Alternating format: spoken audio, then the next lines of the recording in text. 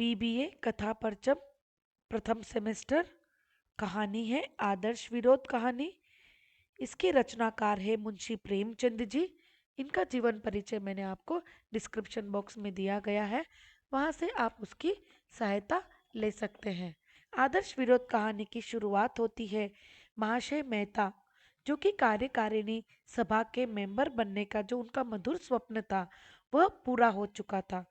उन्हें वह राज्याधिकार मिल गया था जो भारतवासियों के लिए जीवन स्वर्ग है।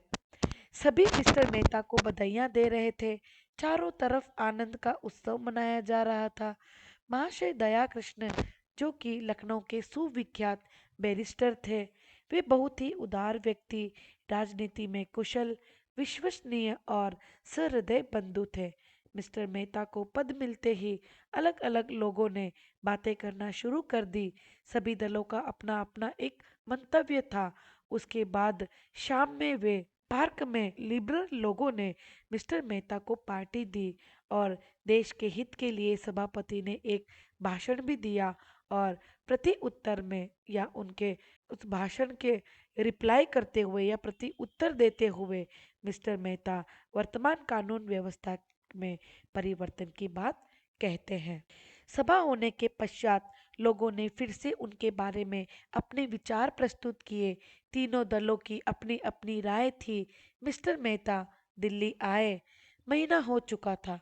वे अपने घर में बैठे आराम कर रहे थे। उनकी पत्नी राजेश्वरी पियानो बजाना सीख रही थी। उनकी बेटी और एक बेटा भी था जिसका नाम मनोरमा और बालकृष्ण था। बालकृष्ण पिता और माता के साथ में नहीं रहता था, लेकिन उनकी बेटी मनोरमा पिता माता पिता के साथ ही रहती थी और अंग्रेज लोग की तारीफ करती नजर आती है। उनको विनय की मूर्ति कहती है, लेकिन लोगों को उनसे शिकायतें हैं। उनका एकमात्र वह उपाय बताती है कि आपस में मिलना जुलना नहीं होने के कारण उनके स्वभाव से वे परिचित नहीं है।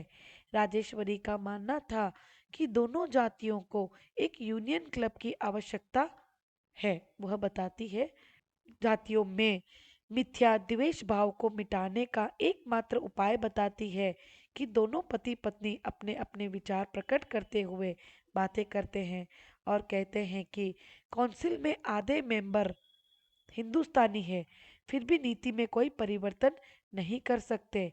वे कहते हैं ऐसा कोई काम नहीं कर सकते, उसका फल आशा के विरुद्ध हो सकता। और कहते हैं कि इस अवस्था में यही उचित है कि शब्दा आडंबर से काम कर अपनी रक्षा की जाए, अर्थात शब्दों से बातें करके ही। ऐसे ही दोनों की बातचीत में मोटर में व्यवसाय मंडल के लोग आ जाते हैं। ये वहां पहुंचे तो सभी ने तालियां बजाकर मिस्टर मेहता का स्वागत किया। सभापति ने एड्रेस पढ़ा, जिसका निष्कर्ष था कि सरकार को उन शिल्प कलाओं की रक्षा करनी चाहिए जो देशीय प्रतिद्वंदिता के कारण मिट जा रही है या मिटी जा रही है, और नए नए कारखाने खोलकर व्यावसायिक संस्थाओं के हवाले करने की बात होती है। उसके बाद मेहता महोदय ने सभापति को धन्यवाद दिया और कहते हैं कि ये सिद्धांत निर्दोष है, लेकिन व्यवहार में इनको लाना नितांत ही दुस्तर है, क्योंकि ये जनता का काम है। और बताया कि भगवान भी उसी की सहायता करता है जो अपनी सहायता स्वयं करता है। इस बात पर फिर तीनों दलों ने अपने अनुसार अपने अपने मत प्रकट किए। चैत का महीना था, शिमला आबाद हो चुका था। तभी मिस्टर मेहता कुछ पढ़ रहे थे। पत्नी के पूछने पर वे आय व्यय के मसविदे के बारे में बताते हैं कि किसको जरूरत है और कहाँ पर नहीं करना चाहिए। वे कहते हैं, अगर कर्मचारियों को वेतन बढ़ाने के लिए मैं कुछ नहीं कह सकता, क्योंकि वे उनके नित्य मिलने वाले थे। इनमें 3 करोड़ उच्च वेतन कर्मचारियों का तथा 20 करोड़ सैनिक व्यय की बात होती है। दोनों के बीच बातें होती रहती है। कहना और करना बहुत अलग अलग है तथा मुश्किल काम है। इतने में राजा भद्र बहादुर सिंह आते हैं, जो शिवराजपुर रियासत के राजा थे। वह एक स्वाधीन राज्य था और वहाँ की वार्षिक आय लगभग 15 लाख रुपए से कम नहीं थी। राजा भद्र बहादुर मनोरमा पर आकर्षित थे और मनोरमा भी उनसे मानो प्रेम करती थी। मिस्टर मेहता चाहते थे कि यह संबंध हो जाए। इतने में अर्थ सचिव मिस्टर काक आते हैं और वे महाराजा बिंद क्या प्राइवेट सेक्रेटरी बनने के लिए या मेहता के पुत्र बालकृष्ण के लिए कहते हैं और अपने बेटे को पत्र लिखकर बुलवाने की बात करते हैं। और मिस्टर काक द्वारा पता चलता है कि ईरान, अफगानिस्तान और बोल्शेविक की संधि हो गई है और इस बात को वे चिंताजनक बताते हैं और सतर्क रहने की बात भी करते हैं कि हमको अब अलर्ट रहना पड़ेगा। फिर लंच का समय हो गया था। काक और मिस्टर मेहता के बीच बजट को लेकर बातचीत होती है। एक महीने बाद बताया कि शिमले में लू अर्थात गर्म हवाएं भी नहीं थी और धूप का ताप भी उतना नहीं था। महाशय मेहता कुछ विलायती चिट्ठियां खोलकर पढ़ रहे थे। उसमें एक बाल कृष्ण अर्थात अपने बेटे का पत्र देखते हैं और उसे खोलकर पढ़ते हैं। उनके मुख पर एक उदासी सी छा जाती है। वह पूछने पर वह सभी बताते हैं कि जो खत में बेटे ने लिखा था उसका भाव उसके पिता के आदर्शों का विरोध था। लेकिन राजेश्वरी मना करती है कि उसने तो पत्र में ऐसा कुछ नहीं लिखा था कि वह महाराज बिंद की नौकरी को गुलामी बताता है। मनोरमा का रिश्ता भद्र बहादुर से घृणित व अपमानजनक कहता है। वे कहते हैं कि मैं उसका मुंह तक नहीं देखना चाहता। इसी बात पर क्रोध में मिस्टर मेहता ने अपने पुत्र बालकृष्ण को तीर के समान कटार से ज्यादा तीखे शब्दों में एक पत्र लिख दिया था और 2 सप्ताह के बाद तक बेटे का कोई जवाब न आने पर उन्होंने सोचा कि शब्दों द्वारा दी गई चोट है जो काम कर गई। और लंदन टाइम्स की चिट को जब खोलता है तो देखते ही उनके मुंह से आह निकली। पत्र उनके हाथों से गिर गिर गया था। उसमें लिखा था कि मिस्टर मेहता के भाषण पर असंतोष मिस्टर बालकृष्ण ने मेहता का विरोध और आत्महत्या। पिछले शनिवार को हुई सभा में सिद्ध हुआ कि स्वराज्य से ही भारत का उद्धार किया जा सकता है और मिस्टर मेहता के भाषण पर आपत्ति जताई गई थी। लेकिन कुछ लोगों ने इसे मिथ्या या झूठ दोषारोपण माना था। मतलब कुछ लोग उनके अगेंस्ट थे और कुछ लोग उनको मानते थे। कृष्ण खड़े गुस्से में कांप रहे थे। वे कुछ बोले उससे पहले लोगों ने उनका अपमान करना शुरू कर दिया और उन्हें घेर लिया और बाल कृष्ण वहां से निकल गए। दूसरे दिन जब उनके मित्र उनसे मिलने आए तो देखा कि बाल कृष्ण की लाश फर्श पर गिरी थी। 2 गोलियां उनकी छाती के पार थी और उनकी डायरी खुली पड़ी थी जिसमें लिखा था कि आज सभा स्वयं का गर्व दलित हो गया और वह अपना अपमान नहीं सह सके और अपने पिता के निंदा सूचक दृश्य को देखने की बात लिखी थी और लिखा था कि इस आदर्श विरोध का अंत कर देना ही अच्छा है और अब मेरा जीवन उनके कार्यों में या उनके मार्ग में बाधक नहीं होगा। मुझे ईश्वर बल प्रदान करे। और इसके साथ कहानी खत्म हो जाती है। कहानी की विशेषताएं। पहली विशेषता, प्रस्तुत कहानी में देशभक्ति की व्यवस्था के बारे में बताया है। दूसरी विशेषता, मिस्टर महाशय का सपना पूरा हो जाता है जो उनका मधुर स्वप्न था। तीसरी विशेषता, 3 दलों की अपनी अपनी राय के बारे में बताया है जो कभी समान नहीं होती है। चौथी विशेषता, अंग्रेजों और भारतीयों के बीच में भेद को मिटाने की बात कही है।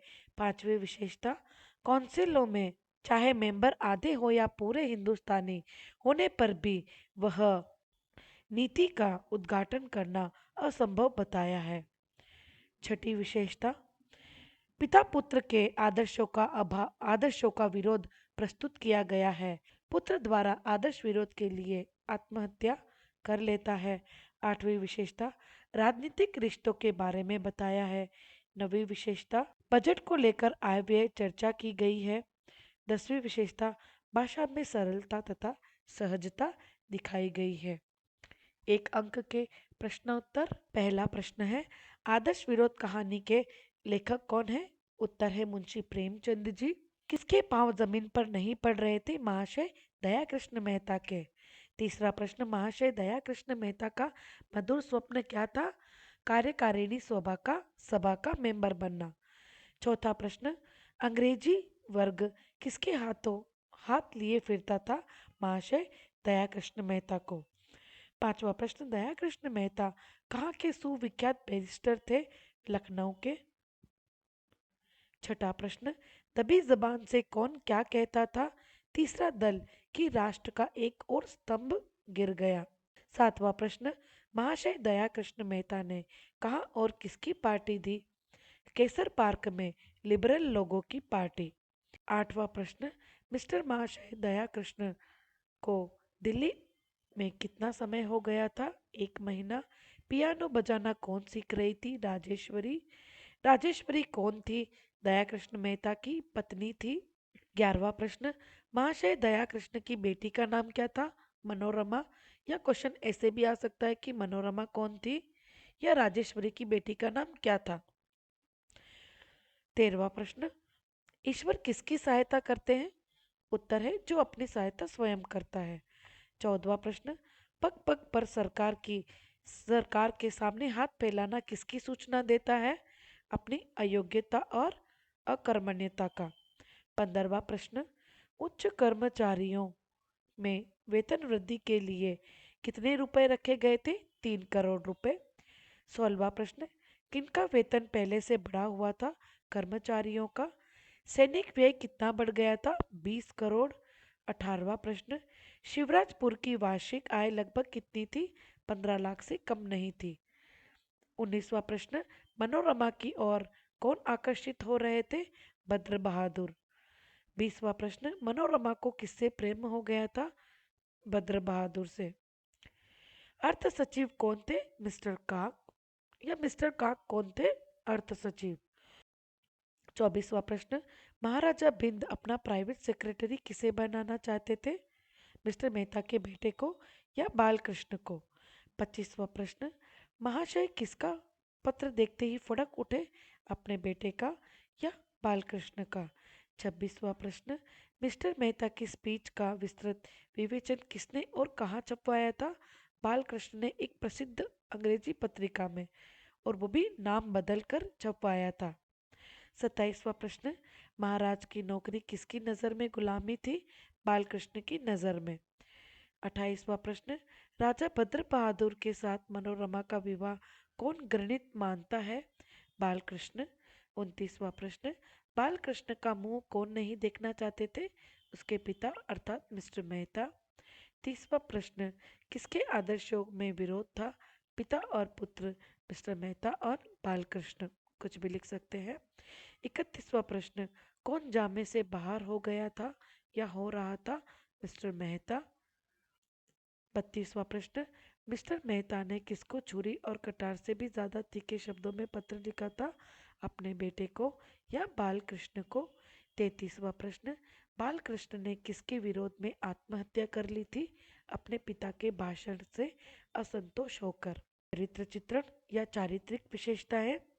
पहला है मिस्टर मेहता का पहला बिंदु है कहानी के प्रमुख पात्र अर्थात नायक थे।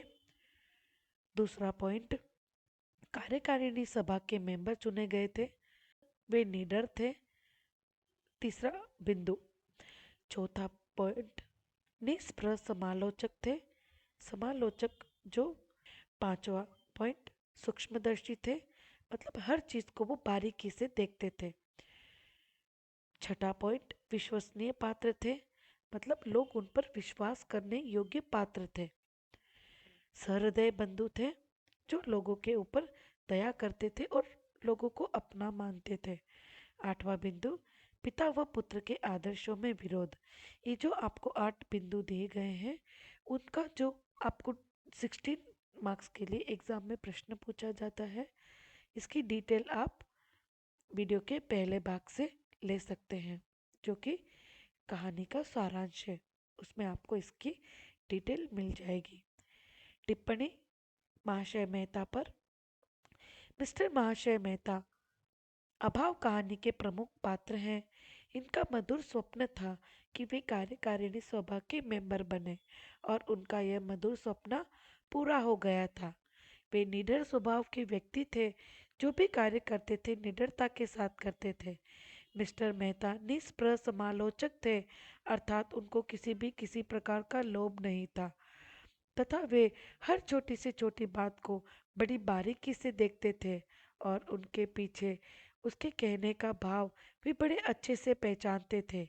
वे एक विश्वसनीय पात्र थे, इसलिए वायसराय द्वारा उन्हें कार्यकारिणी सभा का मेंबर चुना गया था। कहानी के आधार पर यह भी बताया है कि उनके दो बच्चे थे। उसमें एक लड़का और एक लड़की थी, और बेटे के बीच में आदर्श विरोध था, इसलिए उनका बेटा उनके आदर्श विरोध को खत्म करने के लिए आत्महत्या कर लेता है।